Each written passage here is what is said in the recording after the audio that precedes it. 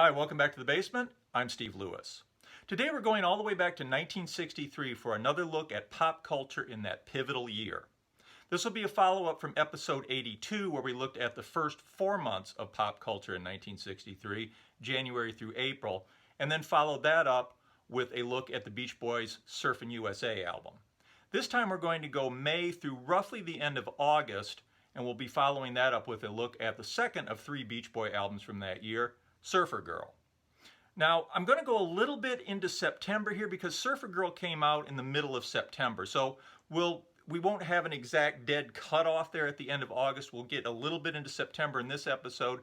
Then somewhere down the line, we'll close it out with a look at the rest of September on through the end of the year, and then a discussion of the third of the 3 Beach Boy albums from that year, Little Deuce Coupe. In that first week of May '63, as weather was beginning to warm up in most of the country and people were beginning to think about their summer vacations, the #1 single in the country was Little Peggy March with her ode to teen devotion, I Will Follow Him. At number 2 was Andy Williams' Can't Get Used to Losing You. Peter, Paul and Mary's Puff the Magic Dragon was at number 3. At number 4, we had Pipeline by the Shantays. Number 5 was the Chiffons' He's So Fine, which had been number 1 for 4 weeks beginning back on March 30th, followed by Jimmy Soul's novelty hit, If You Want to Be Happy, at number 6. This would go to number 1 for 2 weeks beginning on May 18th. At number 7 was the Cookies with Don't Say Nothing Bad About My Baby, written by the team of Goffin and King. And at number 8 was our old friends the Beach Boys with Surfin' USA. The single had been out for 2 months at this point. After a slightly slow start, it was climbing the charts and would peak at number 3 on May 25th. Reaching its number 9 peak was On Broadway by the Drifters, a rare co-write by 2 great songwriting teams. Originally written by Barry Mann and Cynthia Weil, who were working out of Alden Music at 1650 Broadway in New York, it was reworked for the Drifters by Lieber and Stoller, whose offices were a little further up the block at 1619 Broadway in the Brill Building. Interestingly, the Drifters version features a guitar solo by Phil Spector. And rounding out the top 10 was Mongo Santa Maria's Watermelon Man, written by Herbie Hancock. I've seen it mentioned that this single may have inspired the music for Custom Machine by the Beach Boys. There's some resemblance, but to my ears it's pretty subtle. Maybe a musician would hear the similarity more than I do. Later on in May, you might have caught a small item in the paper about a young folk singer named Bob Dylan, who had walked out of his scheduled May 12th appearance on The Ed Sullivan Show after CBS had refused to allow him to play his song Talkin' John Birch Society Blues. Dylan had rehearsed it for his appearance. Ed Sullivan and his staff had approved it, but at the last minute CBS refused to let him play it. Rather than do something else, Dylan walked out. Bob Dylan's manager, Albert Grossman, was secretly delighted by the controversy, and Dylan introduced the song as the one they wouldn't let me play on TV for some time to come. Bob Dylan's second album on the Columbia label, The Freewheelin' Bob Dylan, was set for release later on in the month of May. President Kennedy went to Europe late in June, and on June 26th he delivered a speech denouncing communism in West Berlin, where the Berlin Wall had been erected 22 months earlier. The speech became famous as the Ich bin ein Berliner speech. In other notable news, on August 5th, Craig Breedlove had set a new world land speed record at the Bonneville Salt Flats, driving his jet-powered Spirit of America over 407 miles per hour. We talked about that in episode 55, Bruce Goes Drag Strip, and I won't go into too much detail here because as Beach Boy fans, I assume most of you can recite the pertinent details probably in falsetto. On August 28th, the Civil Rights March on Washington for Jobs and Freedom was carried live on NBC, during which Martin Luther King Jr. delivered his I Have a Dream speech on the steps of the Lincoln Memorial. As we got into September, the new TV season loomed, and CBS was firmly the highest rated network. They had 8 of the top 10 programs, including the #1 Beverly Hillbillies, the #2 Candid Camera, and the #3 Red Skelton Show. One area where CBS did not dominate, however, was evening news. NBC's Huntley-Brinkley report was consistently beating CBS in the ratings. At this point, both shows, like most TV news, was a 15-minute program in the early evening where, on a sparse set, headlines would be read with the occasional in-depth report. On September 2nd, 1963, the CBS Evening News with Walter Cronkite was expanded to 30 minutes. Now, Cronkite was seen in a newsroom with other reporters visible working in the background and the sound of teletype machines giving a sense of urgency and immediacy. There were interviews with notable figures, feature reports from locations around the world, and nightly commentary from Eric Sevareid. A week later, the Huntley-Brinkley report on NBC also expanded from 15 to 30 minutes and adopted a similar format. How they'd find enough news to fill 30 minutes, I don't know, but the look of TV news had changed forever. Notable new shows premiering in September included The Patty Duke Show, a sitcom with Patty Duke in a dual role that warned you can lose your mind when cousins are two of a kind. My Favorite Martian, starring Bill Bixby and Ray Walston. The Outer Limits, a science fiction anthology series on ABC, roughly in the vein of The Twilight Zone, One Step Beyond, and other shows, but with more emphasis on wild-looking creatures and aliens. Also, there was an unusual new show called The Fugitive, about a man on the run trying to clear his name for a murder he didn't commit. There were also high hopes for a couple of new shows featuring high-profile entertainers who rarely did television.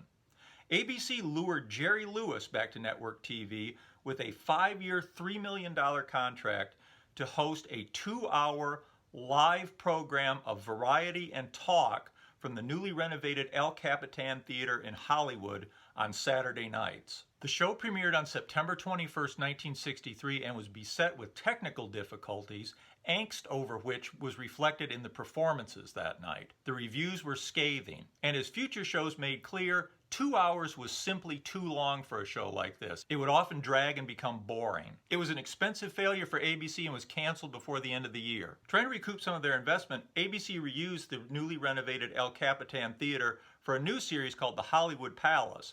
That would run until 1970.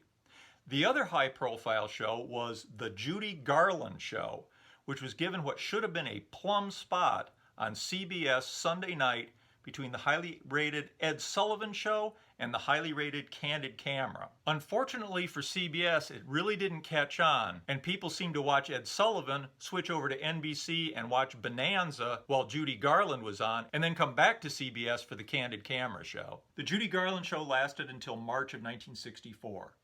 Big new movie releases from mid-1963 included Dr. No, Bond Had Arrived, Ian Fleming's so-called gentleman spy in his first big screen adventure. It opened in May of 1963. Also opening in May was 55 Days at Peking, a historically inaccurate period drama about China's Boxer Rebellion starring Charlton Heston. It was #1 for 1 week early in June, unseating How the West Was Won. Also opening in May was Paul Newman in HUD. In June, we got Jerry Lewis's The Nutty Professor, the Frank Sinatra comedy Come Blow Your Horn, Jack Lemmon and Shirley MacLaine in Billy Wilder's Irma la Douce. And on June 12th, the big movie release of the year, Cleopatra, starring Elizabeth Taylor in the title role and Richard Burton as Mark Antony. Interest in this epic big screen blockbuster was certainly bolstered by the publicity surrounding their love affair during the film's production. It was #1 for 13 weeks from July 3rd to September 25th and was the highest grossing film of the year. Even with its huge box office success, the film cost a whopping $44 million to produce and promote, and didn't even recoup its cost until TV rights were sold to ABC in 1966.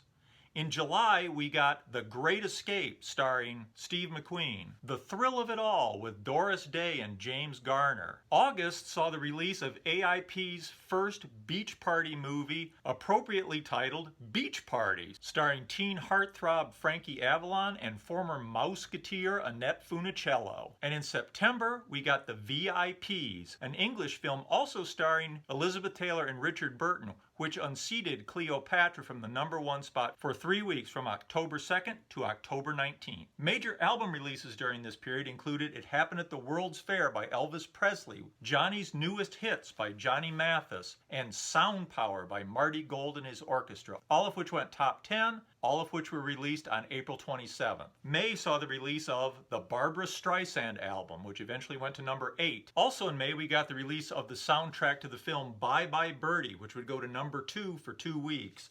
And of course, the release of the Beach Boys' Surfin' USA. This would also go to the #2 position for 2 weeks. June brought the release of Latin Rendezvous by Mantovani, Vaughn Meader's follow-up to his hit First Family album, The First Family Volume 2. I Love You Because by Al Martino. And of course, at the end of June, the soundtrack to Cleopatra, which would go to the #2 position for 3 weeks. July 6th brought the release of James Brown's Live at the Apollo, which would also go to #2 for 2 weeks. Also released on July 6th was Henry Mancini's Uniquely Mancini and Frank Sinatra's The Concert Sinatra. July 23rd brought the release of the Shutdown album containing 2 tracks by the Beach Boys. This would eventually go to #7. And at the end of July, we got the release of Little Stevie Wonder's The 12-Year-Old Genius.